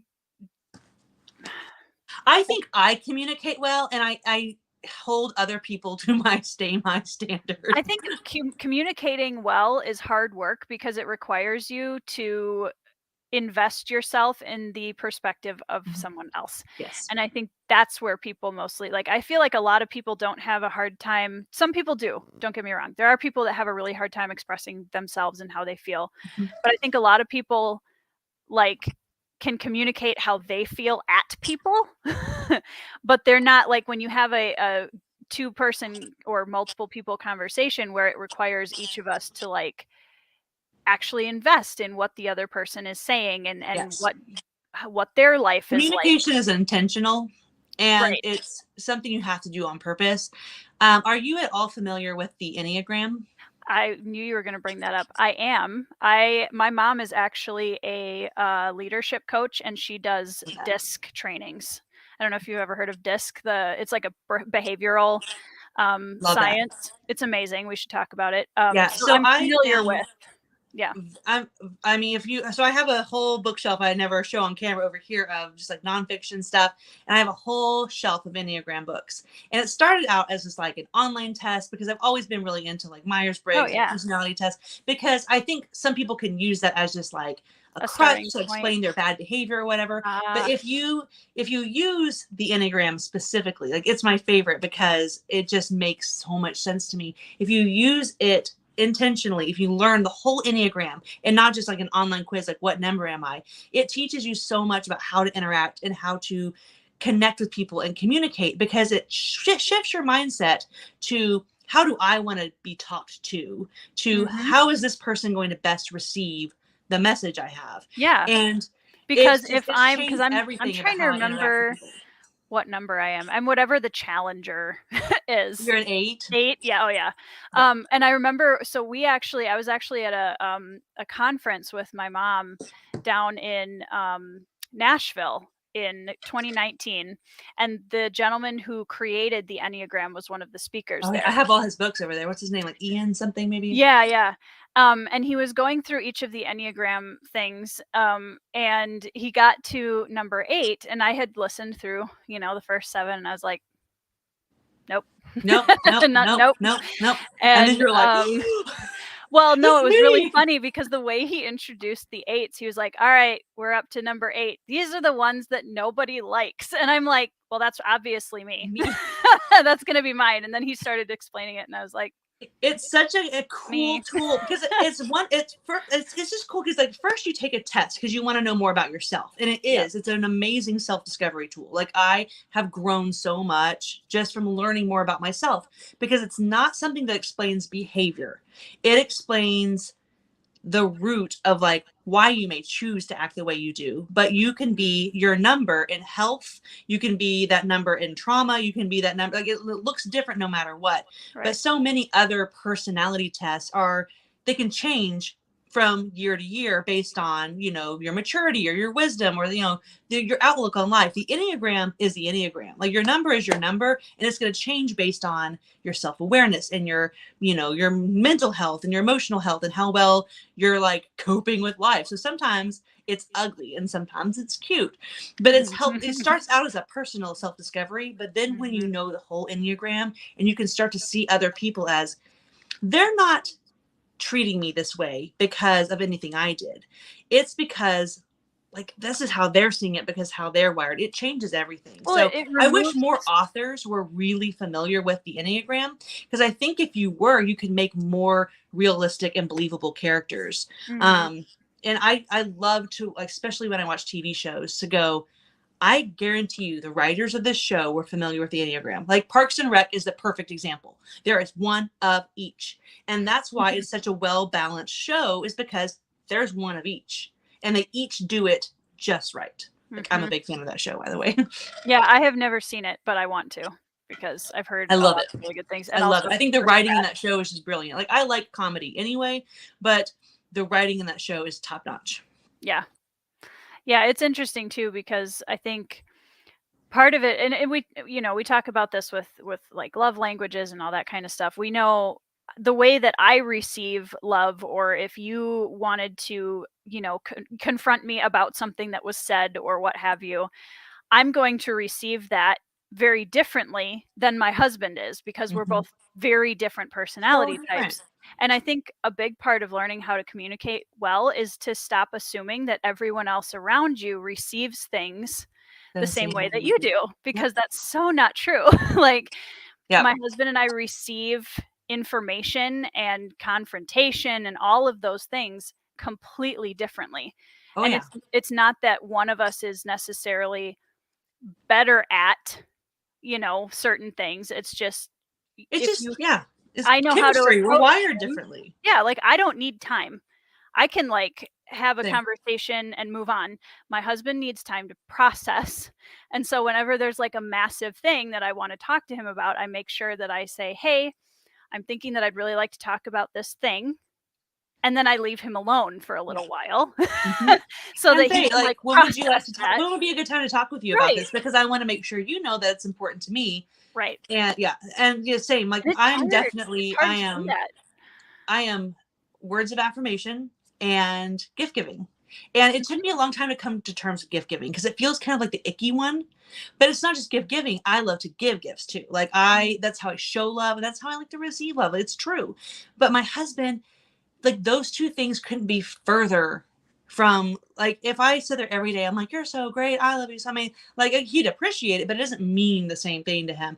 But he is acts of service. Like he is acts of service. And that's hard for me because if he is like, the whole house is clean and I did all the dishes, and I'm like, well, that's cool, I'm glad I don't have to do it. But it doesn't to me feel like, because I'm like, I didn't ask you to do that. So it took us, we've been married for 14 years, and it took us about 12 years to get on the same page that I don't want you to love me the way you want me to love you. And it's like discovering that has changed a lot of things. Oh yeah. I'm a words of affirmation like crazy. That's how I receive love. I'm like, buy me a candy bar and tell me I'm pretty. Right. The way I give love And that's different too, because I'm a gift giver. Getting gifts, I appreciate it. That's awesome. I appreciate the gesture, but I don't like it. It like doesn't mean as much to me as the words of affirmation do. But I will give gifts. Like, I'm horrible at Christmas because I'm just like, how much money do I have? Like, I want to send gifts to everyone. Well, my husband used to get frustrated about because I would get stuff for the kids or just buy stuff randomly for a friend. And he's like, what is it so-and-so's birthday? And I'm like, no, I just saw it and I thought they would love it. And it frustrated him. And then I think he finally realized that, like, she's doing this because it's how she shows people that she genuinely cares. So sometimes I still have to rein in the spending, obviously, but that helps so much that he's acknowledged that, like, oh, this isn't like frivolous or being irresponsible. Like, she's genuinely trying to show people how much she cares. So yeah, all these things can be used as crutches or excuses if you just want to take a test to be like, oh, well, that's why I am the way I am. But if you use them, whatever it is, like Enneagram, love languages, Myers-Briggs, if you're using them as a tool to be like, okay, I'm not being my best self right now, like, let's show me some perspective. Oh my gosh, it's changed everything for me. What is your Myers-Briggs, just out of curiosity? ENTP. Okay, so we're only one letter off. I'm ENFP. All right. Lots of feelings. and that's funny because Myers-Briggs is completely behavioral based. So you should take that test every 3 or 4 years because it probably will change. Yeah. And it's different when you were talking about Enneagram, because I'm like, no, it literally is based on trauma, which, and then again, people will be like, I wasn't traumatized. I'm like, oh yeah, you were. We all have something. Something from a formative age that made you who you are. And it imprints you, and it's not something you need to try to outgrow because it grows with you. There's the good version, and then there's like the you're not doing so healthy version. So I love it. It's been a great tool. And so if anybody ever wants to have like a Zoom call with me or like something like that, like, I love talking about it, but I'm not gonna make videos about it because, again, like, I don't think that's what my audience is there to see. So, like, maybe we should stop talking about it. I don't know. Maybe we should talk about books. But I love part of it is, like, one of the reasons I love having the Bookish Friends chat is because, yeah, we talk about books, but it's also fun to get to know the people behind the channels and get a chance to see, like, here's the other things that we really love. And sometimes I think that really adds to, like, me knowing what you like in books and also what you enjoy outside of books, and seeing how those two things fit together is really fascinating. Yes, I think it is too. Again, I don't have a psychology major or anything like that, but I just love getting to know people and the, what are the motivations behind what we see. It's just really fascinating. Yeah, it is. I was going to ask, I actually had a little note on my sheet for edit. You can't see that, and that was one of the things on the list. So it's on the script, Madison. We talked about Enneagram. I can check that box now. Yes. Oh, and I held white paper up, and my webcam is. Oh, yeah. And for the record, if anyone is at all interested in the Enneagram, I can highly recommend. I think it's called The Path to You. I'm trying to look over at but the audiobook of that is so good because the author narrates it, and sometimes that's hit and miss, the author narrating their own books. But I found that when it comes to nonfiction, it's usually good because this author and a lot of like self-help, personal development, they're also speakers. Like, usually they're also speakers. So they know how to deliver their material. And so they're delivering it like you're at like a cool conference or something. And so that is a great audiobook. And he goes through every single number. And it's important because the point is not to take a test and know your number and walk away. It's only useful when you're familiar with the Enneagram and how it works together. So that audiobook is a big, big recommend for me because it was very accessible, easy to understand, and enjoyable to listen to. Yeah.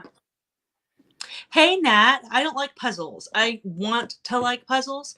I start a puzzle about 3 times a year, and I'm just like, I'm going to be a puzzle person. And then about 5-10 pieces in, I'm just like, oh, I'm still not a puzzle person. I'm not a puzzle person. I mean, I think if I had a glass of wine, that would help with the puzzle. I can do almost anything with a glass of wine. I don't have the attention span to do a puzzle and nothing else. If I was like watching a movie on my laptop, over here Even and then, doing I'm a just like, puzzle, like, I have to have multiple things going on. I cannot focus on one thing at a time. I've been coloring a lot lately, and I Nice. love coloring. I can't do like the super, super teeny tiny like adult coloring books. I find that like I start out having fun with it for about like 5-10 minutes, and then it just kind of like contributes to the anxiety. It's just like, you're never gonna get done. You're gonna color outside the lines, and like but I don't want to like Paw Patrol coloring book either. So I found these ones are kind of like right in the middle. Like they have some detail and they're adult images, like things I would like to color, but you can still do it with markers, like it just starts to stress me out when it's like, sharpen your colored pencil again. No. Oh, my children, actually, we have a pencil sharpener just out on the bookcase in our dining/craft room because, I mean, Yeah. they go through so much paper. Yeah, I should It's buy insane. a paper mill because I feel like they're just constantly like, we need more paper. But they Marvel. are like, they really do. They are very creative. They color, Yes. they draw, they create. I'll just keep buying the paper because all of my kids are super artistic and very creative, and they can Well, and entertain like themselves. buying So a big ream of printer paper is super cheap anyway. So there it are is. worse hobbies. It was like I got a book outlet box today, and within like 5 minutes, I'd taken the books out of it, and it was confiscated by my Yes, 7-year-old. boxes. Yeah, it was gone. And she was like, "Can I have this?" And I'm like, "Sure." And like 2 minutes later, she's made herself a little box for her, card deck. And Oh yeah, like, no, all right, it's so true. My kids immediately just swoop up the boxes, and next thing you know, it's like this robot, and there's duct yep, tape, and they've got toilet paper tubes on it. I'm just like, this is awesome. yep. And they're like, can we keep it forever? And I'm like, no. We're gonna enjoy it for a few days, and then it's gonna disappear Well, because and they're gonna make another one. Like that's the thing, is there's yeah. always more. My house would be nothing but cardboard robots if I My kept them. house is literally, it looks like someone emptied a paper shredder in my house. Like there's, and it's funny because I'll like pick up scraps of paper as I go through a room to try to like at least make it better. And I will get these like super sad puppy dog eyes from my 7-year-old, Yeah. and she's like, "You can't throw this away." And she'll pull out this like headless shredded thing, and I'm like, Well, "Please, yes." please. No, yeah. We always joke that our refrigerator looks like some like low budget monster costume because it's just like all these papers Covered. just like fanning off of it. And you open it up and just like shit falls off. And it's like, Yep. we can't put everything on the I've fridge. discovered a great way to do that is say, "Okay, if we're gonna put something new on the fridge, let's pick something that can Yeah. come off the fridge now We and have make a it big simpler and accordion folder, and I'm just like, we're gonna take it off the fridge and we're gonna put it in here. And then every few months I go through the accordion folder and I'm just like, trash, trash, trash. which But is so hard because, like, if there's anything that's, like, especially cool, I will pull it, and each of my kids has a little memory box, like a, mhm, thing that I keep stuff in for them. But half the time it's, like, a few circles in orange, right.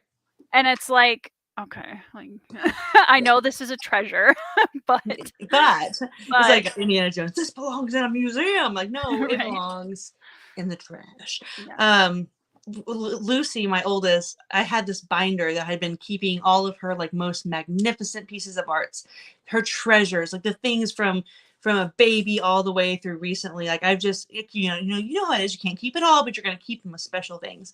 And she, this school year, without saying anything to anybody, took that binder and emptied it in the trash and was like, I needed a binder. And I'm like,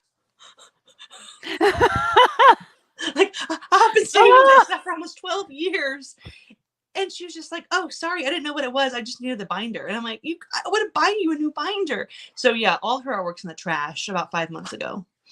Wow. Well, And and it's one of funny those things you just because have to let it go. Like, what are you gonna do? right. Well, and Cry it's one forever? of those things where I feel like the stereotype that you like get less and less attached to things the more children you have is absolutely true. I don't know if you've found that, but like Yeah. with my first, everything was like it's so true. Like you're on top of everything and you have the baby book and all of the things. My Girl. third child came along and I was like, "Hi, welcome to the family. Hi, yeah, you're gonna fit Here's right your in. chore list." Yeah, no, seriously. My first one has those like what is it called? Like the photo books. You Mm-hmm. know, for every 3 months, I made a new photo book. And Wow. my second one has a store-bought baby book that I basically use like a folder, and I just shove his like birth certificates and his little bracelet from the hospital and his footprints. And I don't know that I've done anything since then. It's just a baby book that has some stuff in there. Mm-hmm. And the third one, we're still waiting. Nothing. He's 7. He's 7. Yeah. My youngest is 5, and I mean, I found it easier to do the plastic tote bins that like each Yeah, of them has one of those, and it's a memory box, and I just slip stuff in there that's like that's smart. special cards from, you know, relatives or grandpa and grandma, or you know, baptism things or whatever it is. So that at least they have like a box of their own stuff, and each of them has one, so it's not like anybody's left out. That's so good. I'm But just gonna have to. I just think to myself, I hope that Facebook never actually crashes, because I haven't really used Facebook in a couple of years. Probably 2 or 3 years. I haven't really like used it as my social media outlet. But honestly, up until that point, like most of my kids, like the funny things they said, like little memories, updates, and photos are just all on Facebook. And I'm like, if Facebook goes away, like I'll have to just be like, listen, you were a kid once, you were cute, you were funny, you're just gonna trust me. somebody else might have a picture of you somewhere. Yeah. Ask Mark Zuckerberg. He has all your information. That's like my mom handles all of my children's pictures, because ever since I was little, she has lived with a camera stuck to her face. Oh, that's great though. So it is, but when I tell you, like, my mother has filled terabyte hard drives. Oh, Okay, like my mother takes photos. Like, I don't even want to know. She's got like 20,000 photos that's on. better than the alternative though. It is, except I have to. Her thing too is that she'll take like 10 of the same photo. Yeah, that's That's the problem. what's cool though is that now they have, I don't know that I would trust this with like all my photos, but it is nice that they have programs that you can like upload your whole phone and it'll weed out like Yeah. duplicates, screenshots. That I need to do that, because I'm gonna be honest, I've got like 36,000 pictures on my phone right now. And every time I open my camera roll, it's like, you haven't updated, your cloud is full. And I'm like, I don't know, okay? Leave me alone. But like I'm to the point now that my phone hasn't backed up in like 286 days. Same. And so if I dropped it in a toilet or something, I would just lose everything from the last year. Like I'm Yeah. not a good grown-up, Tori. I'm not really good at this. Adulting is way too hard. It's hard, but it's also just like bullshit half the time. I'm just like, why do I have to do this? No one prepared me for this. Oh, I just did sales tax. Trust me, we can talk about that for ages. Yeah, I have like I said, I did direct sales for a long time, and I still earn pretty significant residual income from that, which again is totally the point. Like I don't Right. really do the business actively anymore, but that's the point. I worked my ass off for 7 years. That's my business. I'm going to earn residuals off of it. But I've never been brave enough to do my own taxes, like being a business owner. And so, yeah, I put off taxes to the last possible moment. My birthday is April 15th, which is tax day. And I'm always just like, all right, you just got to do it before my birthday. Yeah, I have been an entrepreneur since I was 14, and I've always had someone do my taxes, because I'm like, there's too much. I'm like, you know what? It's Yeah, so worth it. It cost me like $250, but it's worth the peace of mind to be like, now it's your problem, not Yep, mine. exactly. You signed your name on it, Right? Mr. CPA. Yeah. Yes. Yeah, it's just numbers, math, taxes. It's like one of those things, I can do it if I sit down and put my mind to it, but I don't want to. I don't want to. It's too much work. I'd rather just like sort of organize it, hand it to my tax lady, and be like, "Thank you. I I'm the appreciate person you." that shows up with an actual like shoebox. I'm just like, this is You're allowed. the one they always talk about. It's me. And when I was actively working the business side of that company, it was definitely, I mean, I had mileage, I had Oh, so yeah. many expenses, I had tons of shipping, I had a personal assistant. Yep. And like, I mean, I had the whole works. Now that I'm basically kind of phoning it in, I could probably do it on my own. I'm just too nervous still. Yeah. I did direct sales for a little while too, and it was, yeah, like just trying to keep track of everything Yeah. was And crazy. also, for the record, I had a great experience with it. Like, I'm a big fan of the business model. I'm a big fan of supporting people who are passionate about their products. And there's so many good companies out there. So I'm a big fan of it. I know there's stigma that goes along with it, but I think that's rude. Like, if you It love depends. It 100% depends and on the the thing is, person. you can do it so wrong. Like, the reason Yeah. direct sales and multi-level marketing has a bad reputation is because of people who did it the wrong way. And I did it the right way, and it was so fun. It was not just fun, though. Like, it was a massive financial blessing to my family, and I met some of the best friends of my life. I got to travel to places I never would have gone, and I learned, like, everything I know about leadership, personal development, heading up projects, leading teams. I learned from that business model, and so I'm a huge fan of it. I burned out. Yeah, I burned out big time. And again, that was on me. But part of it is the culture. It is hustle culture. It is girl boss culture. And I thrived in it for a while. And then when I kind of like, oh my God, I fell off the deep end. And I have no regrets. Like, I don't want to go back. I don't want to do it again. But I see my friends doing it and I see them succeeding. And I'm just like the biggest cheerleader. I love it. I just burned out. I really did. That's fair. It's a lot. It's a lot. It's nothing negative about it because, I mean, like I said, I had a great experience. Yeah. I'm looking at my list because I wrote some things down too. Let's see what else. We talked about so many of this just organically. Isn't that fun? We love a organic conversation. Yes. Todd wants to know what you were selling, if you can say. Young Living essential oils. That's what was my guess. Mm-hmm. Yep.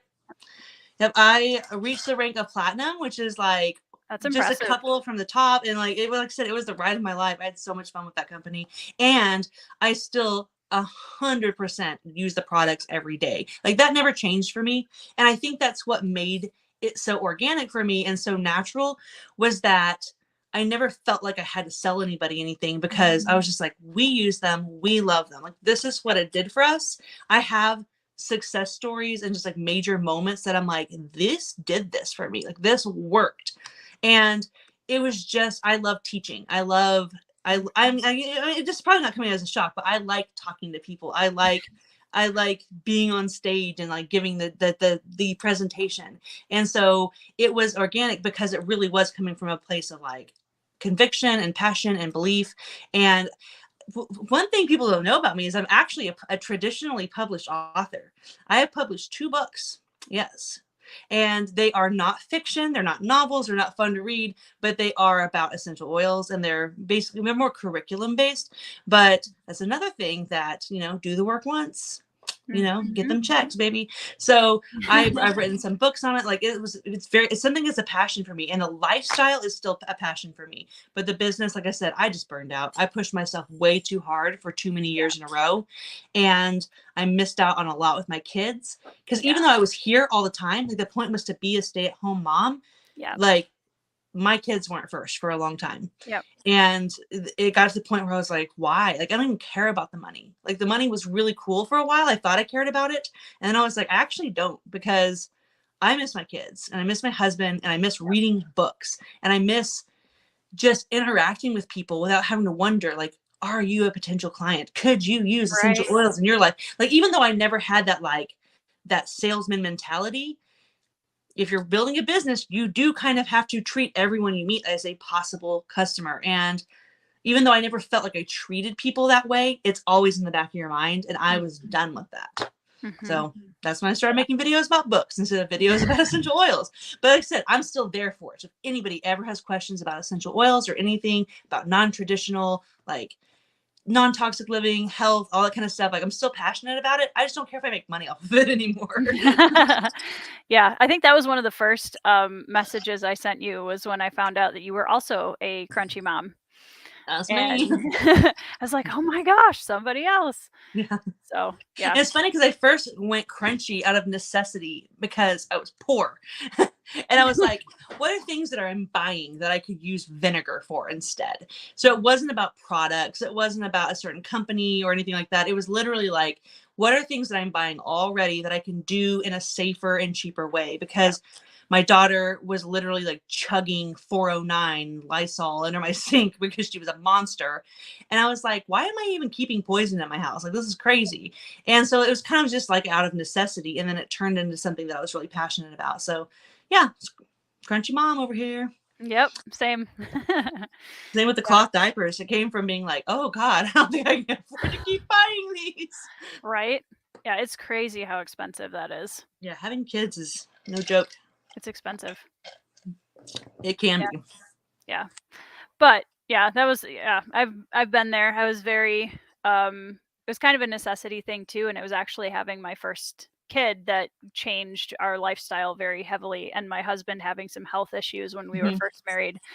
And it's amazing cuz like, you know, you always hear people like, "Oh, you like eat certain things or you do certain things and it like fixes everything." And everybody's like, "Yeah, sure." Like it kind of does though. It does. Yeah. Yeah. My big moment for me was I didn't realize how bad I felt until I started feeling good. And the first thing for me was taking any and all synthetic fragrances out of my house. And I was scentsy crazy. Like I wanted to have that house where you didn't walk in and it just didn't smell not bad. Like I wanted you to walk in and be like, oh my gosh, it smells so good in here. And so I was all about candles and scentsies and plugins and like all of that gross stuff. And I just thought I thought I needed it. And when I had this like wake up call and I was like, I'm getting all this stuff out of my house, I did like the black trash bag method. I went and I threw everything away. And within days, I felt noticeably better. And I was like, I didn't realize that I had a headache almost all the time until I stopped having headaches.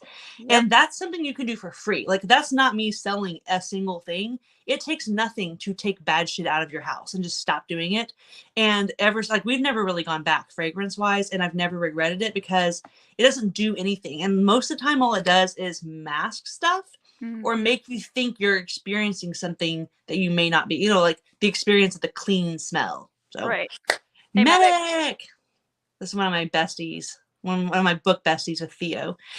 He lives in Hawaii. So yeah, he's 5 hours earlier. He's always like just barely missing stuff. So I'm glad you're here, Medic. He's the best.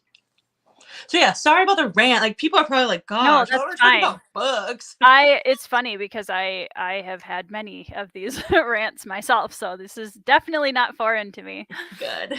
Yeah. It is funny when like one of my immediate crunchy cards that I can play with people when they're like, "Oh, you're a crunchy mom." I'm like, "Yep, I have had all 3 children in my living room." I mean, so my husband is start there. My husband is in medical. He's a nurse, and he did not let me. I pushed all 3 times for 3 home births, and he, from his perspective, he was just like, it's not happening. And I was just like, okay, like you have a unique perspective that I don't. And so since it's our child together, like I can't have monopoly over this decision. He was never comfortable with it, but I really did long for a home birth, but didn't happen. Yeah. But I will say I had 3 really, really good experiences with my home birth because my doctor and my birth team were all just amazing, and they helped me have the birth experiences I wanted. And I never felt pressure to do anything I didn't want, which I knew is unique. So many people have horrifying experiences where their wishes are not at all like acknowledged or respected. And that was not my experience. I had 3 really good hospital births. That's awesome. Yes. Yeah. I'm a doula, and it's interesting because people often think that because I'm a crunchy mom, I'm like, everyone should have home births, which is completely not true. I believe that women should be supported in whatever location they feel the most comfortable. Yes. Like have a provider you trust in a location that you feel comfortable in. Like, you know, some moms do not want to have to deal with being in their own house. They want to go, they want to have a stay away, and they want to come home. That's fine. Just make sure you have a provider you trust. Like, and I think honestly, if we had, because we live in the middle of nowhere, like our closest town has 7,000 people, and then every other surrounding town is more like 3,000 people. So I like, live in a town of like 5,000 people. Yeah, and I don't live in a town. I live in the middle of the country. But if you were to Google right now, Milo, Missouri, it's gonna say like 89 or 91 or something, maybe 110. I don't know. Either way, like no one lives here. So if I had access to a birthing center, I feel like that would have been perfect for me because I do like the idea of you go and other people take care of you and then you come home with your baby. But I hated being in a hospital bed because it's so uncomfortable. Like that I recovered in the same birthing bed, like the same bed with joints that disconnect and stirrups, and like it's this wide. Like that's not a bed you recover in. So No. I wish the recovery had been a little more comfortable, but the actual experience, I was pleasantly surprised that it went so smoothly and no one, tried to make me do anything I didn't want to do. That's awesome. Yeah. We have covered like every topic. I'm so Except proud of us. we're good. Well, we did talk about books. We talked about, what did we talk We totally about? did. Red We Rising. totally did. And we talked about Abercrombie for quite a while. Yeah. And Never Realm mind. of the We're good. Elderlings. Yes. Never mind. This is basically We did okay. totally book chat. The whole chat was just books. Yeah. Everyone should watch it. It's fine. Cut that and make that the intro. Right, exactly. Tori and Madison talk about books. Yeah, it's all about books, probably. So yeah, well, thank you, Madison, for jumping on. It's so fun. Like we've been talking for 2 hours, and I feel like I could talk for another 2. I feel like we've just started. I know. Well, this was like seriously. Thanks for inviting me, and I know you want to like get variety in. But if you ever have someone like last minute cancel or you just miss me, call me because I'll do this a million times. Well, I'm going to bother you in your DMs all the time anyway. So. Bring it. Bring it. Because now we know all of the things that we can talk about. This will be the conversation that never ends. I can't wait. But yeah, thank you guys so much for joining us in the comments, and hope you all had a fabulous night. And again, thank you for Miss Madison for gracing my channel with her beautiful hair and her beanie. Maybe she will turn into the second beanie booktuber. Yeah, I think you'll just make some guest appearances from time to time. Yeah. I need a cool beanie though. I need one that has like a thing on it because this is just from Walmart. The Howler beanie is on Etsy. Okay, I think that might be the one. I mean, it's pretty sick. I don't think they make Robin Hood beanies, so. No, but there is one that I really want to get also on Etsy. I think from the same seller, actually. It's really funny. It's gray, and it has, which would actually look fabulous with your hair. And there's a little grumpy storm cloud on it, and it says Stormfather on it. Ooh. It's adorable. It's really cute. And I'm like, now, like, what other fantasy books have beanies out there? Right? Not enough. Like, if I was that much, I am not a serial entrepreneur, but if I wanted to do something completely crazy with my life, I would just make like a beanie company with a whole bunch of fantasy. Yeah, get an embroidery machine and just start cranking them out. Yeah, because I don't have anything else to do. Good idea. Yeah. So, all right. Well, Medics, thanks for grabbing the very end of it. Glad that you could stop by. Enjoy Hawaii. That's awesome. Yeah, he's kind of there against his will with the military and all, but he makes the most of it. He is the coolest surfer guy like ever. So nice. He's there doing his duty, but like on the weekends, living his best life. Oh yeah, very cool. That's awesome. I have a friend who was an Army medic as well. Who's nice. Awesome. Medics are the best. Medics are great. Yeah. So anyways, have a good night, guys. And I will catch you all in the next video. Bye. Bye. It's the part where we wave